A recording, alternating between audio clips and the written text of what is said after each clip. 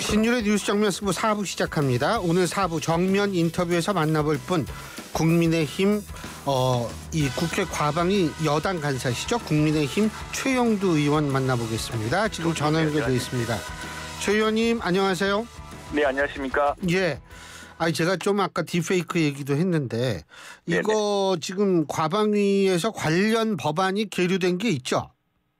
네, 그렇습니다. 그래서 우리 또 방송통신심의위원회가 이 적극적인 조치를 취하고 있고요. 내일은 우리 당 차원에서 관련 상임위 전체가 모여서 또 정부 당국과 함께 이 문제 종합대책을 발의합니다.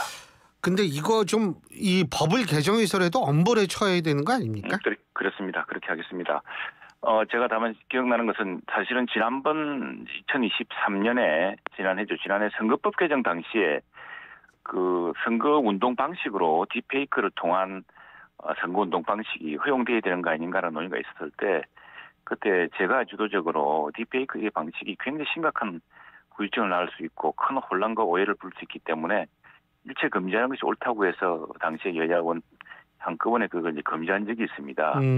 예, 현재 이게 사생활 문제고 청소년들의 인권을 지금 침해하는 심각한 성범죄 상황으로 치닫고 있지만 당시에 이게 이제 국회 정치 상황에서도 선거 캠페인에 만일 딥페이크가 활용되었더라면은 어떤 상황이 또 벌어졌을까 생각하면 정말 그 당시에 적극적인 법적 대응, 법적으로 금지시켰던 게 잘 됐다는 생각이 들기도 합니다. 그래서 물론 AI 기술의 발전과 진흥을 위한 노력은 다 해야겠지만 이를 악용한 독부스 같은 범죄에 대해서는 법과 여러 행정 조치를 통해서 단호하게 대처하도록 해야겠습니다. 미국도 지금 대선 앞두고 딥페이크를 이용한 사진 조작된 사진, 조작된 맞습니다. 동영상 이런 것 때문에 문제가 되고 있지 않습니까? 네, 그렇습니다. 예. 실제로 그래서 심지어 트럼프 후보가 그 딥페이크에 된 사진과 영상을 자신의 그 소셜 미디어에 언급하면서 자신이 무슨 누구의 지지를 받고 있느냐 이렇게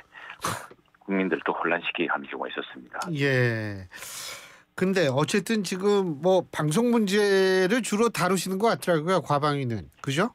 그래서 제가 계속해서 지난 6월 말에 저희들이 국회 상임위로 복귀해서 다수당인 야당에게 촉구하고 있는 대목이 이것입니다. 지금 돌이켜보면 지난 3개월 동안 MBC 박문진 이사들, 임기가 끝난 MBC 박문진 이사들 임기 연장하는데 모든 상임위 일정과 회의와 시간이 다 낭비되었습니다.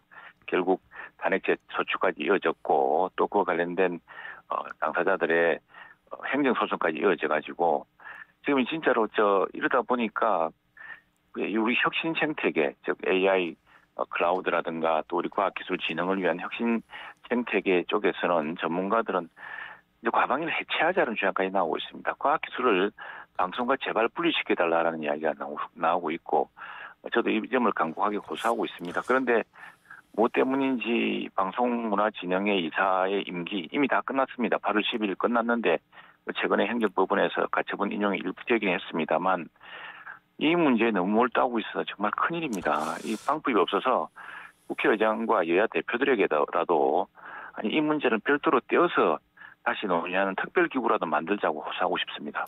지금 그 인용됐다라고 말씀하셨는데 네. 그 가처분이 인용됐다라는 사실과 이진숙 방통위원장의 탄핵 소추와 연관이 있다고 보십니까? 그런 연관이 없을 거고요. 그런데 이제 가처분이 두 가지 가처분 사건이 있었습니다. 국민들이 참 혼란스럽고 이해하기 힘든 것이 원래 시험이 불공정하다, 시험이 뭐가 불투명했다, 투명하지 않았다 이렇게 같은 경우에는 그렇기 때문에 그 시험에서 합격자로 발표된 사람과 불합격자가 된 사람들 두 사람 사이에 이제 소송이 있지 않겠습니까? 그렇다면 보통은 그 다음에 자리를 두고서 같이 경쟁했던 사람의 가처분 사건이 실제로 당사자로 인정이 되어서 인용이 되는데 그 경우는 오히려 기각이 되었습니다. 그렇게 그건 결과적으로 이야기하자면 그렇게 심각하게 다툴 만큼 그 공모 과정이나 그 심사 과정이 그렇게 큰 문제가 없었다는 것을 법원이 스스로 인정한 셈이거든요. 잠깐만요. 그런데 그러니까 이거 제가 이해를 돕기 위해서 그러니까 신임 박문진 이사의 임용 과정에는 문제가 없었다 이 말씀이십니까? 지금 법원에서 보는 것도 법원 결정문 내용도 보면은 그 자체의 심각한 하자보다는 만일 이게 본안 소송에서 다른 결정이 나올 경우에 이 사람들의 지금 권리는 회복되지 못할 피해를 입는 것 아니냐라는 이유 때문에 만약이라는 전제로 이제 했던 것이고, 그 만약의 전제에서 가장 중요한 것은 사실은 그 절차나 이런 것보다는 이게 원래 5인 위원회가 때인 방통위가 2인 위원회를 통해서 결정했기 때문에 이건 결정 과정 자체에 흠결이 있는 것 아니냐라는 이게 다툼이 있을 수 있다. 그렇기 때문에 이 다툼은 본안 소송 같은 데서 다투봐야 된다. 그렇기 때문에 이분들의 그 주장, 가처분 인용 주장은 그렇다면은 받아들이겠다 이런 내용인데, 제가 말씀드린 것은 뭐냐면 두 가지 가처분 사건이 있습니다. 하나는 8월 12일자로 임기가 끝난 사람들, 현재 박문진 이사직들에 대한 가처분 사건은 그걸 인용했습니다. 이분들은 사실은 실질적 이해관계가 없는 사람입니다. 왜냐하면은 물러날 사람이 다음 들어올 사람들의 그 심의 과정에 그 문제를 삼아서 가처분 신청을 했는데 그건 인용되고, 새롭게 선임될 그 박문진 이사로 공모한 사람은 탈락이 되었는데 이게 참 혼란스러운 결론이라고 할 수 있습니다. 그래서 결국 본안 소송에 남아 있고요. 본안 소송에서 보면은 보통 근데 본안 소송 시간이 오래 걸리잖아요. 그러니까 이게 저는 문제라고 생각합니다. 이게 아마도 이제 민주당에서 노림수일 수 있을 텐데, 이런 식으로 해서 이제 박문진 이사진, 즉 과거에 이 박문진 이사진은 어떻게 임명됐냐면요, 당시 2017년, 2018년 이런 시기에 문재인 정부가 들어서면서 당시에 여당의 의원 연찬회에서 배포된 언론 장악 시나리오에 따라서 그게 따라서 이제 현재 이사진들을 급박하고 급을 주고 협박해서 물러나게 한 다음에 자기들 사람을 채우고 사장도 갈고 이래서 임명된 박문진 이사들입니다. 그분들이 8월 10일자로 임기가 끝났는데 지금 이 법원의 소송이 길어짐으로써 그분들이 계속 박문진 이사 자리를 차지하고 유지하게 되는 그런 이제 모순이 빚어지게 된 것이죠. 그 지금 말씀하신 뭐 협박 이런 거는 개인적 의견으로 저희가 받아들이겠고요. 아닙니다. 실제로 그건 법원에서 다투고 있고, 다투고 실제로, 있으니까 이제 실제로 우리 신 교수님이 근데 학교에 있는데 신 교수님 우연찮게 어느 공영방송 이사였는데 만일 노조원이 찾아와서 급박하고 시위하고 하면은 학생들 보기 민망해서 이거 계속 할 수 있겠습니까?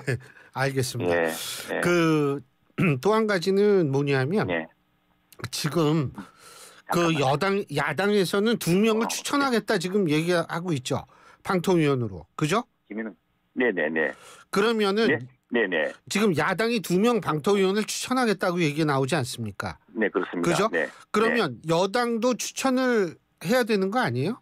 예, 지금 이 문제는요. 그래서 사실은 이제 법안 소송과 헌법재판소에서 탄핵 사유도 역시 2인 체제로 결정을 했다. 방통위원장이 5인으로 해야 될 걸 2인 체제를 했다라고 해서 이제 탄핵 소추를 한 거 아니겠습니까? 근데 이게 약간 자가당착적인 탄핵 소추인 것이, 그렇다면 2인 체제를 누가 만들었느냐? 지금 우리 신 교수님 말씀하신 것처럼 원래 야당에서 2명을 추천하고 여당에서 1명을 추천해서 3명을 국회에서 같이 의결해서 5명을 국회가 추천하면 대통령이 임명하고 대통령이 2명을 이렇게 5명 되는 거거든요. 그걸 스스로 지금 야당이 안 함으로써 지난 1년 동안 2인 체제를 방치하고 더욱이 더 큰 문제는 우리 당이 추천하고자 하는 인사, 그게 원래는 인숙 그 방통위원장이었습니다.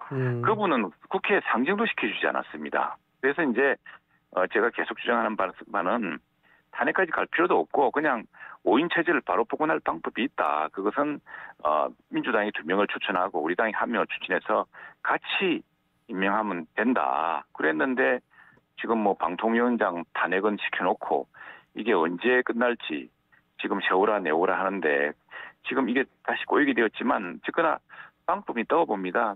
5인 체제를 빨리 조속히 복원하는 것이죠. 지금 민주당도 이제 뭐 공모에 들어간다고 하니까 좀 시간이 필요할 테고. 그 국민의힘도 추천할 의향이 있는 거죠, 그러니까. 그럼 당연히 해야죠. 당연히 하는 했던 거죠. 일이고, 아니 우리가 추천 안 해서 안 된 게 아니고요. 우리가 추천한 위원을 민주당이 다수당이니까 국회 본회의에서 상정을 안 해주면 우리 추천한 사람을 임명할 수가 없는 겁니다. 이번에 또 그런 일이 발생할 가능성은 없나요? 다시. 그래서 제가 국회 상임위원회에서 그러면 우리 것도 같이 추천해 줄 거냐, 같이 상정해 줄 거냐 했더니, 그건 뭐 여야 원내대표 기재 협상할 대목 아니냐 그러는데, 그건 뭐 5인 체제를 복원하자는 그 여야의 그 특히 민주당 스스로의 주장에 모순적인 그 이야기이기 때문에 오히려 국민들에게 꼼수로 비난받을 겁니다. 알겠습니다. 그러면은 언제 그게 윤곽이 좀 그 추천 인사들이 언제 정도? 민주당에서는 아마 그걸 가속화할 것 같은데 뭐 예. 그때 우리 또 같이 해야 될 테고 여기 앞서서 제가 이제 민주당에 촉구하고 있는 것은 어차피 이 원인 제공한 민주당이 지금 저 탄핵 소추를 정말로 했는데 이 정말 어떻게 보면 뭐랍니까 좀 자가당착적인 하지만 억지참 탄핵 소추를 했으면은 결자해지 차원에서 이거 빨리 좀 결론을 내려달라. 우리가 뭐 그걸 취하면 제일 좋겠지만 탄핵 소추 취하실 분들이 아니지 않습니까? 그렇다고 한다면은 이거 참 사안이 간단하거든요. 헌법재판소로 하여금 당사자니까 우리 권리 구제를 위해서 빨리 좀 해달라라고 서로 공동으로 촉구할 수 있는 거 아니겠습니까? 근데 그건 또 안 하겠다고 합니다. 무슨 생각인지 4인 체제로 가서 뭘 하겠다는 건지 3인 체제로 하겠다는 건지 이게 4인 체제로 가도 방통위가 정상화가 안 됩니다. 아무 결정을 못 하게 되거든요. 예. 알겠습니다. 그 당내 현안 잠깐만 좀 여쭤볼게요. 교수님 예. 제가 상임위 중에서 지금 질의 순서가 돌아왔습니다. 짧게 1분만 하겠습니다. 예. 한동훈 대표하고 윤석열 대통령하고 네. 이 소위 말해서 만찬을 30일 날 갖기로 했는데 그게 연기가 됐어요.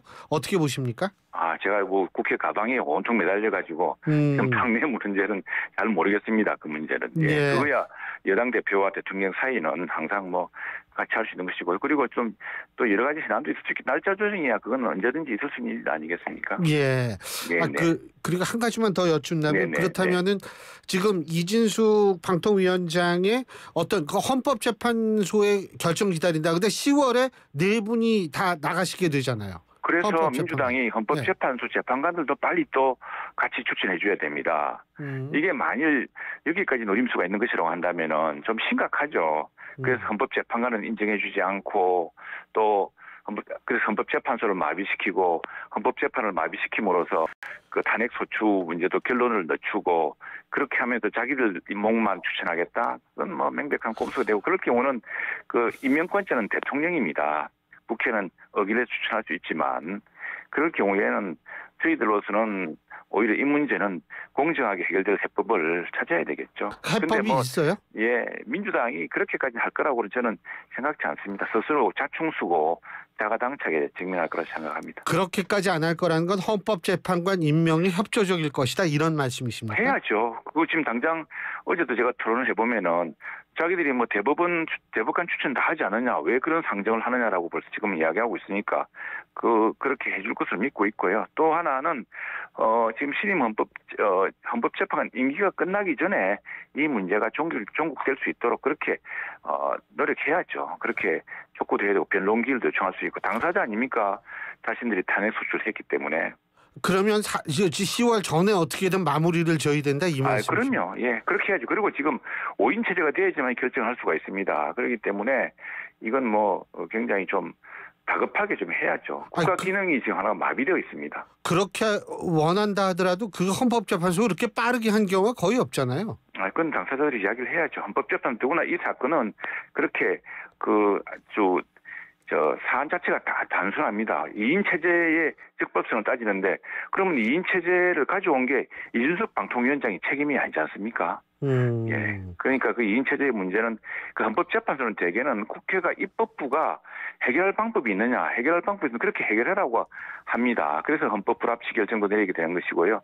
국회가 입법을 통해서 해결하고 국회가 할 수 있는 조치를 통해서 해결하라고 합니다. 근데 이것도 사안이 그렇기 때문에 빨리 결정을 해줘야죠. 그리고 만일 정말 심각하고 있다면은 그 결론을 우리가 강요하는 건 아니지 않습니까? 그러나 이 법리에 따라서 사실관계에 따라서 조속한 결정을 내려야 탄핵 소추로 인해서 정부 기관 하나가 더구나 지금 딥페이크 같은 그런 뿐 아니라 우리 방송통신의 여러 인앱 결제라든가 또 수많은 현안들이 다 이 상임위에 걸려 있습니다. 예. 이걸 만약 민주당이 방치한다면은 국정의 발목을 잡는 것이란 비난에 직면할 겁니다. 예, 잘 알겠습니다. 좀 일찍 끝내드릴게요. 빨리 들어가세요. 고맙습니다. 지금 상임위 질의 차례됐습니다. 예, 고맙습니다. 예. 네. 예, 지금까지 국민의힘 최형두 의원이었습니다. 나 환승할래. 진짜?